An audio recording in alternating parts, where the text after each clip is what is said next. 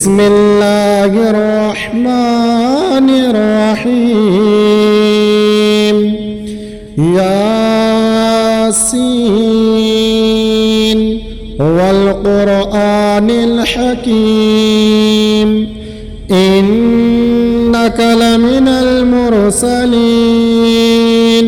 على صراط مستقيم تنزيل العزيز الرحيم لتنذر قوما ما أنذر آباؤهم فهم غافلون لقد حق القول على أكثرهم فهم لا يؤمنون إنا جعلنا في أعناقهم أغلالا فهي إلى الأذقان فهم مقمحون وجعلنا من بين أيديهم صدا ومن خلفهم صدا فأغشيناهم فهم لا يبصرون وسواء عليهم أأنذرتهم أم لم تنذرهم لا يؤمنون إنما تنذر من اتبع الذكر وخشي الرحمن بالغيب فبشره بمغفرة وأجر كريم إنا نحن نحيي الموتى ونكتب ما قدموا وآثارهم وكل شيء أحصيناه في إمام مبين واضرب لهم مثلا أصحاب القرية إذ جاءها المرسلون إذ أرسلنا إليهم 2 فكذبوهما فعززنا بثالث فقالوا إنا إليكم مرسلون قالوا ما أنتم إلا بشر مثلنا وما أنزل الرحمن من شيء إن أنتم إلا تكذبون قالوا ربنا يعلم إنا إليكم لمرسلون وما علينا إلا البلاغ المبين قالوا إنا تطيرنا بكم لئن لم تنتهوا لنرجمنكم وليمسنكم منا عذاب أليم قالوا طائركم معكم أئن ذكرتم بل أنتم قوم مسرفون وجاء من أقصى المدينة رجل يسعى قال يا قوم اتبعوا المرسلين اتبعوا من لا يسألكم أجرا وهم مهتدون وما لي لا أعبد الذي فطرني وإليه ترجعون أأتخذ من دونه آلهة إن يردني الرحمن بضر لا تغن عني شفاعتهم شيئا ولا ينقذون إني إذا لفي ضلال مبين إني آمنت بربكم فاسمعون قيل ادخل الجنة قال يا ليت قومي يعلمون بما غفرني ربي وجعلني من المكرمين وما أنزلنا على قومه من بعده من جند من السماء وما كنا منزلين إن كانت إلا صيحة واحدة فإذا هم خامدون يا حسرة على العباد ما يأتيهم من رسول إلا كانوا به يستهزئون ألم يروا كم أهلكنا قبلهم من القرون أنهم إليهم لا يرجعون وإن كل لما جميع لدينا محضرون وآية لهم الأرض الميتة أحييناها وأخرجنا منها حبا فمنه يأكلون وجعلنا فيها جنات من نخيل وأعناب وفجرنا فيها من العيون ليأكلوا من ثمره وما عملته أيديهم أفلا يشكرون سبحان الذي خلق الأزواج كلها مما تنبت الأرض ومن أنفسهم ومما لا يعلمون وآية لهم الليل نسلخ منه النهار فإذا هم مظلمون والشمس تجري لمستقر لها ذلك تقدير العزيز العليم والقمر قدرناه منازل حتى عاد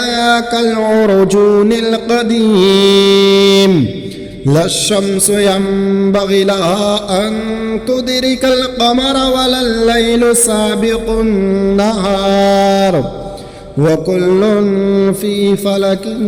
يسبحون وآية لهم أنا حملنا ذريتهم في الفلك المشحون وخلقنا لهم من مثله ما يركبون وإن نشأ نغرقهم فلا صريخ لهم ولا هم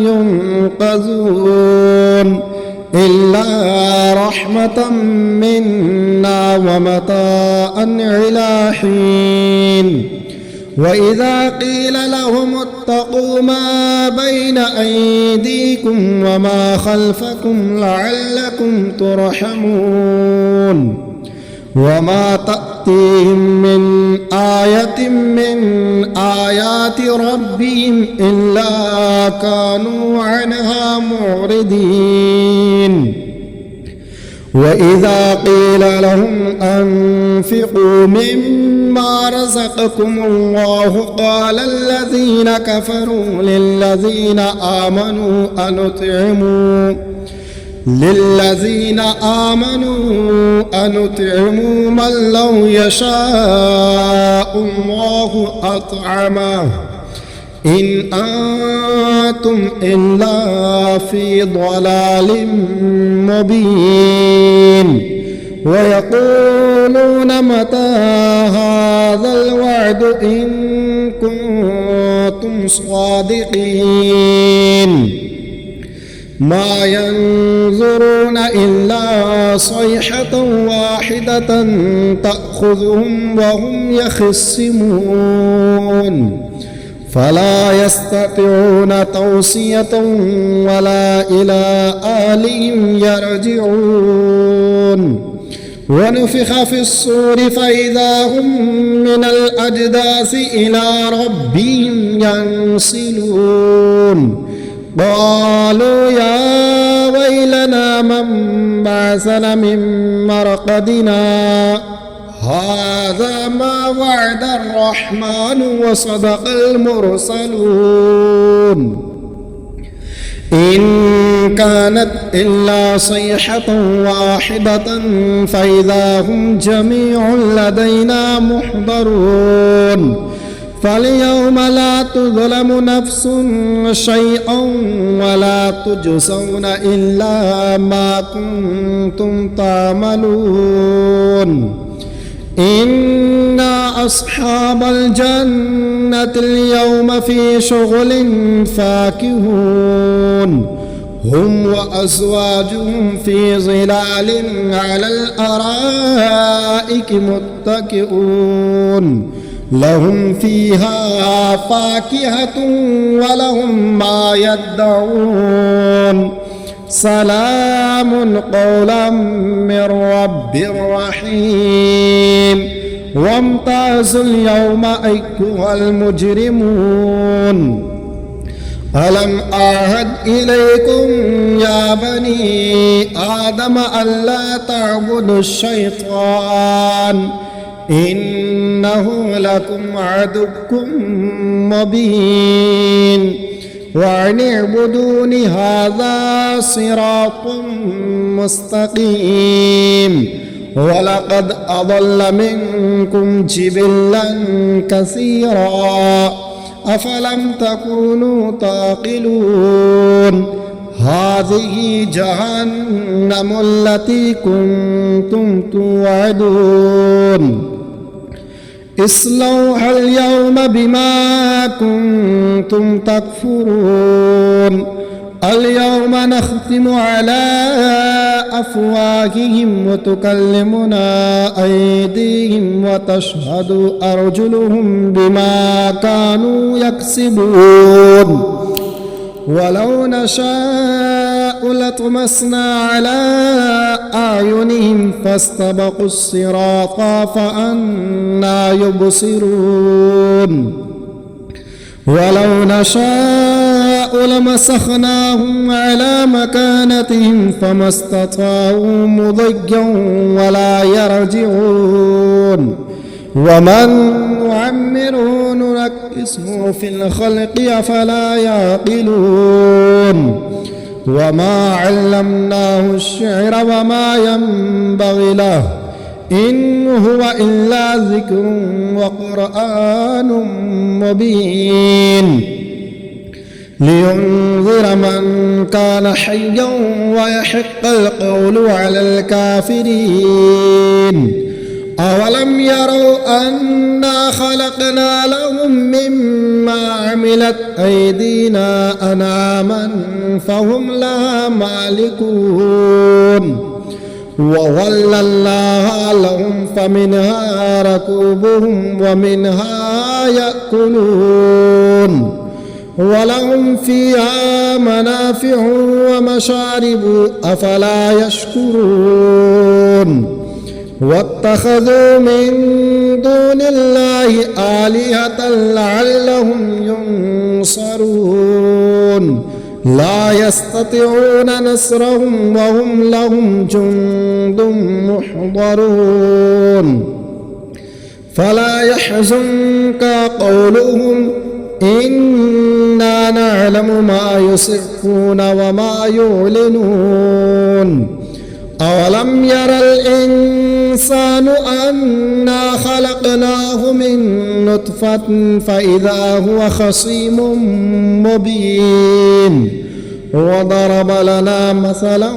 ونسي خلقه قال من يحيي العظام وهي رميم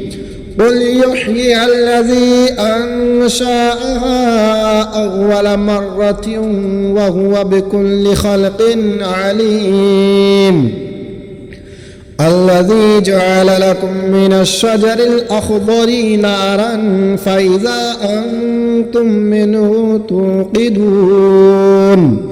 أوليس الذي خلق السماوات والأرض بقادر على أن يخلق مثلهم بلى وهو الخلاق العليم إنما أمره إذا أراد شيئا أن يقول له كن فيكون فسبحان الذي بيده ملكوت كل شيء وإليه ترجعون بسم الله الرحمن الرحيم الرحمن علم القرآن خلق الإنسان علمه البيان الشمس والقمر بحسبان والنجم والشجر يسجدان والسماء رفعها ووضع الميزان ألا تطغوا في الميزان وأقيموا الوزن بالقسط ولا تخسروا الميزان والأرض وضعها للأنام فيها فاكهة ونخل ذات الأكمام والحب ذو العصف والريحان فبأي آلاء ربكما تكذبان خلق الإنسان من صلصال كالفخار وخلق الجان من مارج من نار فبأي آلاء ربكما تكذبان رب المشرقين ورب المغربين فبأي آلاء ربكما تكذبان مرج البحرين يلتقيان بينهما برزخ لا يبغيان فبأي آلاء ربكما تكذبان يخرج منهما اللؤلؤ والمرجان فبأي آلاء ربكما تكذبان وله الجوار المنشآت في البحر كالأعلام فبأي آلاء ربكما تكذبان كل من عليها فان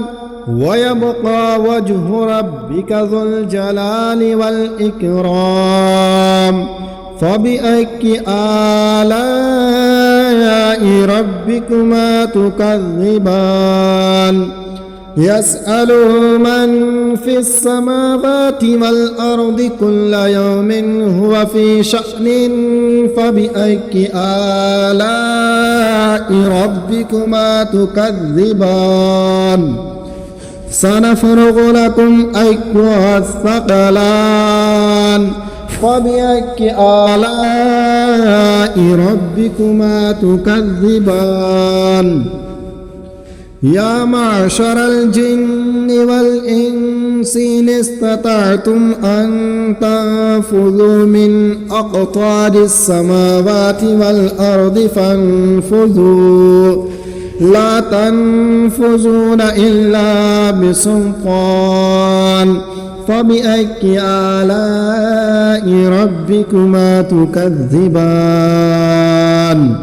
يرسل عليكما شواظ من نار ونحاس فلا تنتصران فبأي آلاء ربكما تكذبان فإذا انشقت السماء فكانت وردة كالدهان فبأي آلاء ربكما تكذبان فيومئذ لا يسأل عن ذنبه إنس ولا جان فبأي آلاء ربكما تكذبان يعرف المجرمون بسيماهم فيؤخذ بالنواصي والأقدام فبأي آلاء ربكما تكذبان هذه جهنم التي يكذب بها المجرمون يطوفون بينها وبين حميم آن فبأي آلاء ربكما تكذبان ولمن خاف مقام ربه جنتان فبأي آلاء ربكما تكذبان ذواتا أفنان فبأي آلاء ربكما تكذبان فيهما عينان تجريان فبأي آلاء ربكما تكذبان فيهما من كل فاكهة زوجان فبأي آلاء ربكما تكذبان متكئين على فرش بطائنها من استبرق وجنى الجنتين دان فبأي آلاء ربكما تكذبان فيهن قاصرات الطرف لم يطمثهن إنس قبلهم ولا جان فبأي آلاء ربكما تكذبان كأنهن الياقوت والمرجان فبأي آلاء ربكما تكذبان هل جزاء الإحسان إلا الإحسان فبأي آلاء ربكما تكذبان ومن دونهما جنتان فبأي آلاء ربكما تكذبان مدهامتان فبأي آلاء ربكما تكذبان فيهما عينان نضاختان فبأي آلاء ربكما تكذبان فيهما فاكهة ونخل ورمان فبأي آلاء ربكما تكذبان فيهن خيرات حسان فبأي آلاء ربكما تكذبان حور مقصورات في الخيام فبأي آلاء ربكما تكذبان لم يطمثهن إنس قبلهم ولا جان فبأي آلاء ربكما تكذبان متكئين على رفرف خضر وأبقري حسان فبأي آلاء ربكما تكذبان